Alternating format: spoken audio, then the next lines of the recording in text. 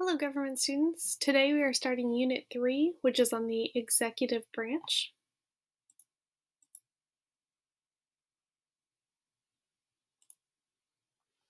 Your notes today are 3.1, the Presidency. Your essential question, what are the roles and responsibilities of the President? So some questions, if you're writing Cornell-style notes, you can put these on the side.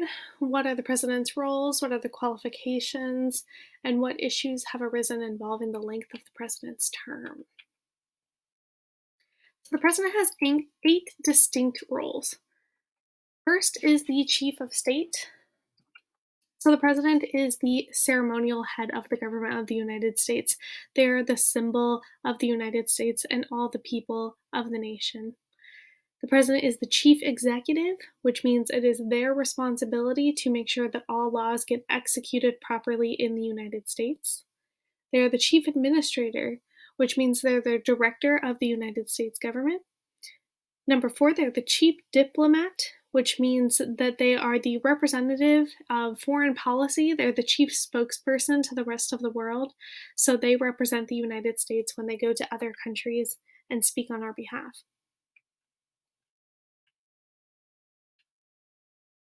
The president is also the commander-in-chief, which means they are ultimately in control of all of the branches of the military in the United States. They are the chief legislature, which means that they are the main architect of all of our public policies. So it's really up to them every January to give an address to Congress to tell Congress what legislation they want created. They're the chief of the party. So whoever the president is, whatever political party they represent, they are the leader of that political party. So right now, President Trump is the leader of the Republican Party. And they are also the chief citizen, the last roles of the 8 roles. They are expected to be a representative of all the people, of all the citizens of the United States. These are the last 6 presidents we had, so potentially in your lifetime here, starting with the most recent, President Trump and President Obama, 2 you might remember. President George H.W. Bush, so this one right here, he would have been the president when you were born, sorry.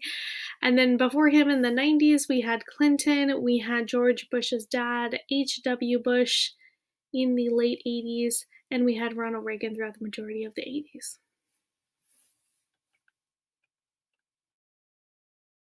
Qualifications to be president. If you would like to be president, you do have to be a natural born citizen. So that means you have to be born within the United States or one of the United States territories.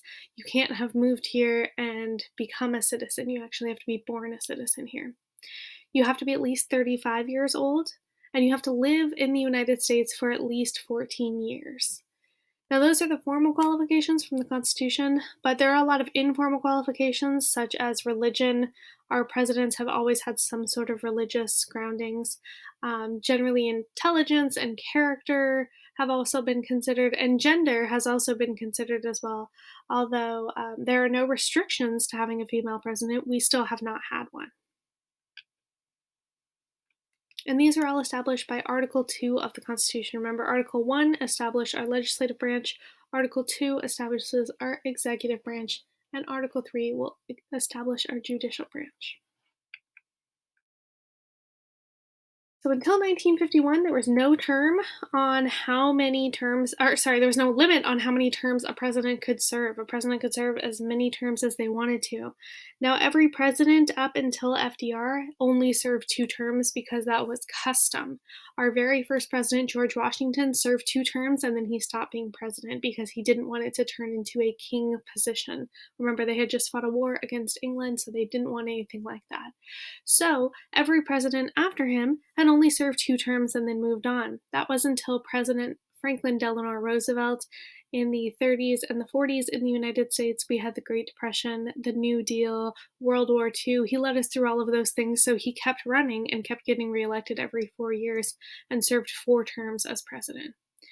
So after he died, then we passed the 22nd Amendment to the Constitution, which placed limits on the presidential terms. So this says now that a president may not be elected more than 2 times, so they can only serve 2 terms.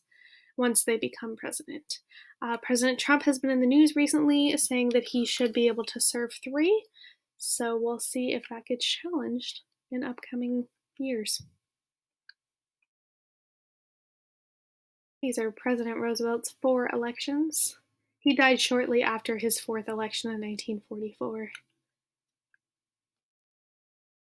Congress determines the president's salary, much like they determine their own salary. Currently, the president is paid $400,000 a year. They are also given an expense allowance, which is up to $50,000 a year. They get to live in the White House rent-free. This is a 132-room mansion. In that mansion, they have chefs, they have personal trainers, they have doctors, everything you could ever need they have in the White House, and all of that comes with living in the White House. You don't have to pay for those things separately. So really, the president gets paid $400,000 a year and doesn't have really any other expenses.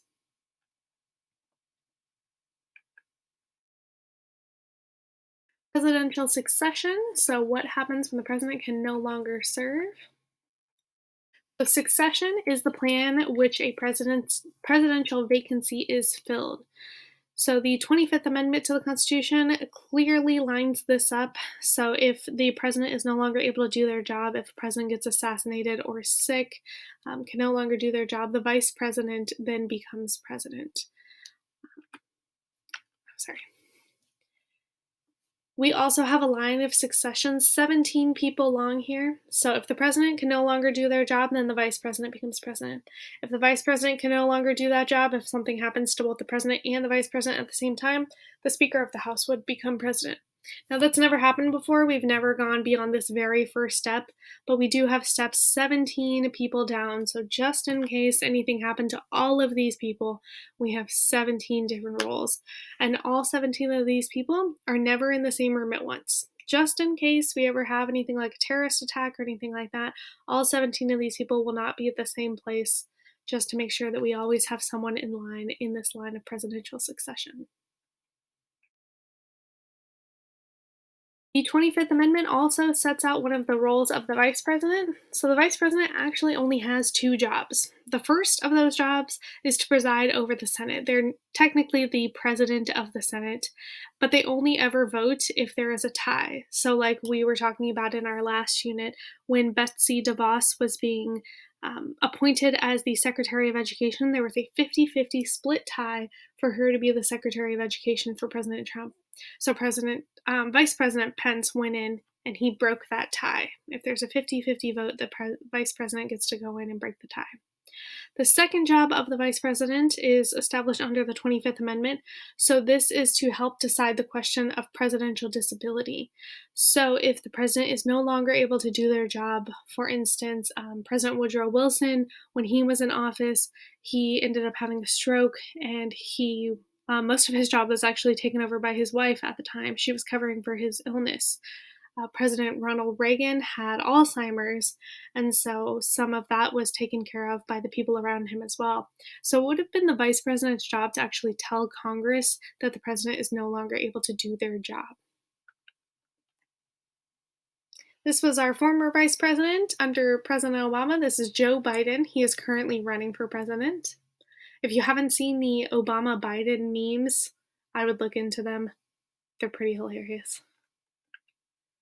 And our current vice president right now is this guy right here, Mike Pence. There have been quite a few times in U.S. history that the vice president has taken over after the president who's either been sick and died or been assassinated and died. So here, these are some examples. President Harrison, he died pretty quickly after getting elected into office because he refused to wear a coat to his inauguration. He got pneumonia and he died, so Jonathan Tyler took over. You all know President Lincoln was assassinated and Andrew Johnson took over after that. I'm sure you all know JFK was assassinated as well, and Lyndon B. Johnson, his vice president, got to take over after that.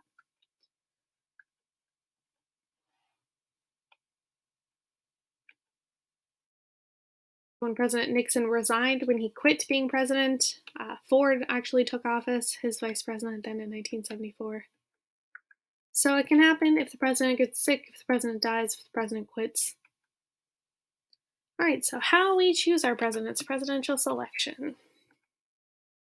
So the president and the vice president are actually chosen by what we call the electoral college. They are actually not chosen directly by the people. They are the only thing that we vote for that doesn't get directly chosen by popular vote. Every other thing that you will vote for on your ballot gets chosen by popular vote. So they actually get chosen by the electoral college, which is a group of electors, so people that represent different states, and they vote for the president.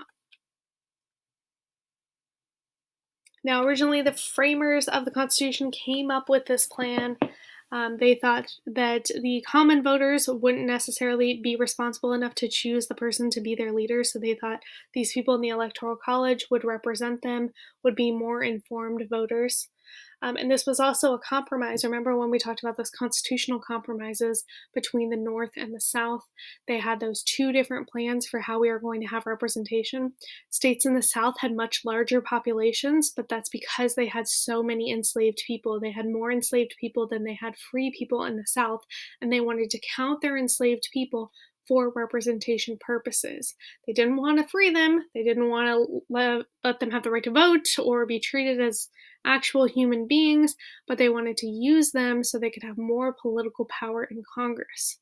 So the Electoral College sort of framed that and helped them to get that power. So the Electoral College has a group of people, and they are called electors. They're chosen from each state, and these are the people who formally select the president and the vice president. Normally, they go based on what the state has decided, but not always. We've always had a two-party system in the United States since we had the Federalists and the Anti-Federalists at the beginning when we created our Constitution. Our two parties now are the Republicans and the Democrats.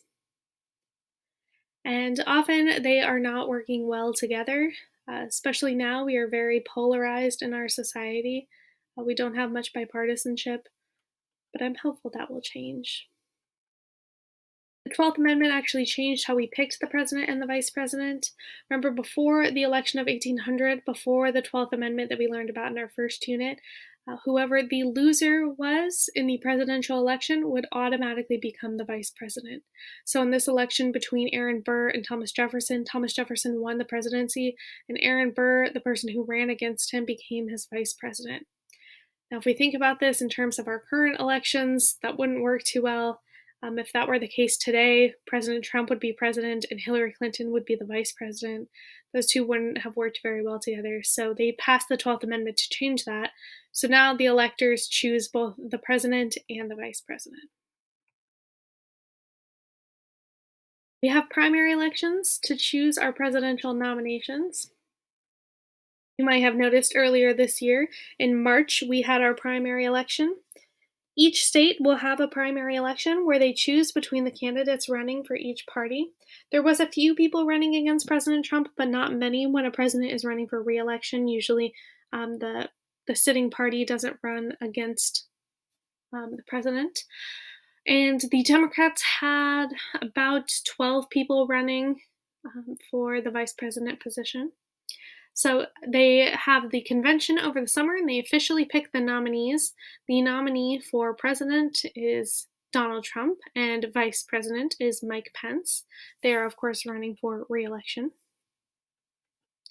And on the other side, the Democratic nominee is former Vice President Joe Biden and Senator Kamala Harris. And she is, of course, our senator here in the state of California. Over the summer, like I said, we have conventions, and the Republicans have a convention and the Democrats have a convention. The parties will officially select whoever their representative is going to be, whoever their nominee is going to be for the upcoming election. So the primary elections are elections in which the party voters express a preference for their party's presidential nomination. So like I said, the Democrats had about 12 people they could choose from.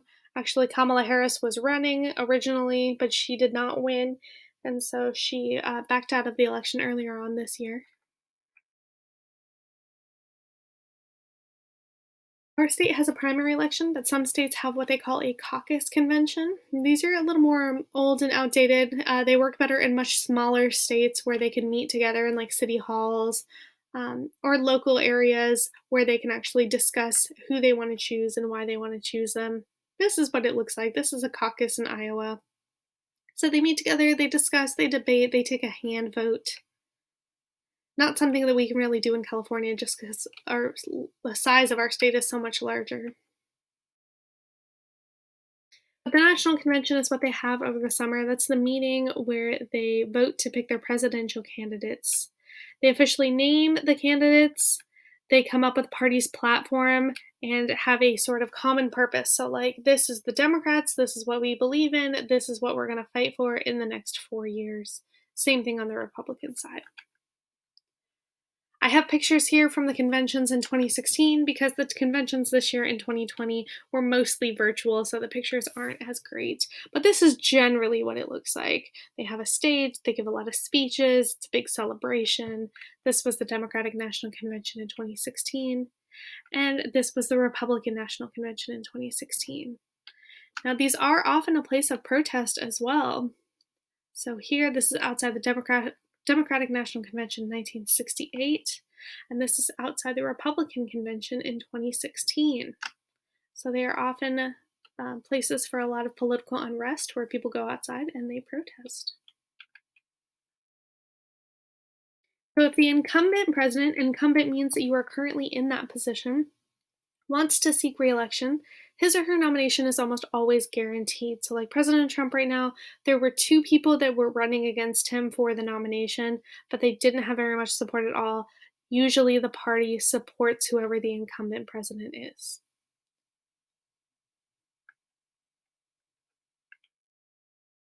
And then finally we get to the election. So voters do not directly vote for the president. They vote for the electors for the Electoral College. So we have a big map. Each state has a number for the Electoral College, and you have to win state by state. You have to add up your numbers all the way up to 270. If no candidate wins a majority of the electoral votes, if no candidate wins 270, the election is then thrown to the House of Representatives and they get to decide. But it is possible to win the popular vote in a presidential election and still lose the Electoral College vote. This has happened actually 5 times in U.S. history. Most recently, our very last election in 2016. In 2016, Hillary Clinton got about 3 million more votes than Donald Trump did, but she didn't win the right states. So, for example, she won California, which has the biggest population, but she didn't win a lot of the smaller states that she needed to be able to add up to that 270 number.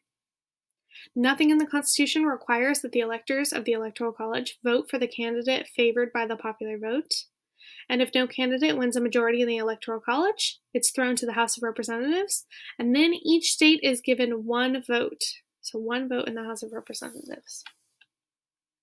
So this is how the 2016 election worked out. As you can see, yes, Hillary Clinton did get 3 million more votes than Donald Trump did, but if you can look at this map, there's a lot more red on this map than there is blue. So Hillary Clinton was able to win very populated states like New York and California, states on the West Coast where we have large populations, whereas Donald Trump was able to win a lot of these states in the middle of the country where the populations are much smaller. But each one of these states has a number, and that number is based on the representatives in the House and the Senate. They add those two numbers together, and that's how they get these numbers.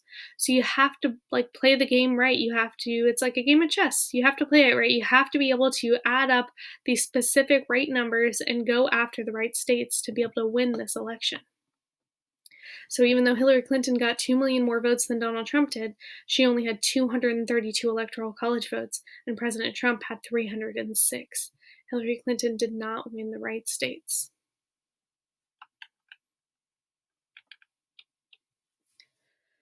Now, a lot of the larger populated states argue that the Electoral College is unfair to them. They actually don't get proper representation. So this kind of shows you here on the left side, Electoral College map. So the population of California is over 38 million people. The population of Wyoming is about 500,000 people. California has 55 Electoral College votes and Wyoming has 3. So if you actually break that down by person, in California, we have over 700,000 Californians to one electoral college vote. In Wyoming, they have less than 200,000 to one electoral college vote.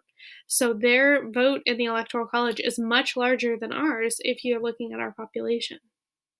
So a lot of the larger states argue that the electoral college is really not fair. And I just wanted to show you, although I was showing you the maps of the Electoral College and the percentages, all of that, if we're looking at just the youth vote, just the vote from people ages 18 to 25, this is actually what it looks like. Hillary Clinton would have won 504 of these Electoral College votes, and Donald Trump would have only won 23 if we're looking at just the youth vote. But the problem is that young people don't vote. They don't take the time, they don't care, they say politics doesn't affect me, things like that, whereas it really does affect them. And if they voted, they actually have the largest voting bloc. They're a huge population, but they choose not to vote. So really, if we look at that, things could be vastly different if we got young people to vote. So some people want to change the Electoral College, some people want to completely abolish the Electoral College and just go by popular vote, because everything else we vote for on the ballot, all of our governors, all of our propositions, our senators, our House of Representatives, everything else is chosen by popular vote except the presidency. So people argue if it's okay for everything else, we should be able to abolish it and have the popular vote for the presidency as well. But the Electoral College does simplify things. In most election years, the Electoral College defines the winner of the presidential election pretty quickly, pretty certainly. We usually know on election night. Now, this year might be different, everyone. This might be the first time that we don't know on election night because we are living in COVID times. So a lot of people are mailing in this year. We might not know on election night.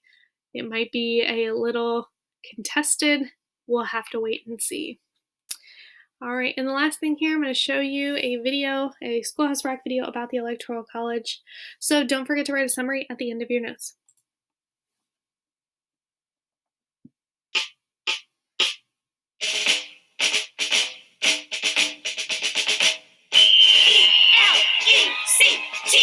Electoral, Electoral College, we got it town to town. So what if we don't have a football team? At least we never have to write a theme. No classes, no professors, no tuition.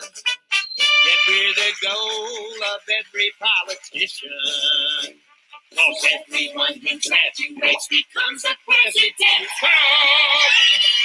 I'm gonna send your vote to college when you vote for president. And if you'll let me share some knowledge, you'll understand this big event. The folks who wrote our Constitution had the idea for this plan, and it's been used in our election since our government began. When you pull down on my levers for the person of your choice, you're also choosing state electors who will have the final voice. They're called the Electoral College, and they'll need to stipulate who the voters have selected to be the winner in each state. Now the number of electors that your state is going to get is based on total population. That's the formula that's set. And when the popular vote is counted to find a winner in each state will pledge all of its electors to choose the winning candidate. I like it.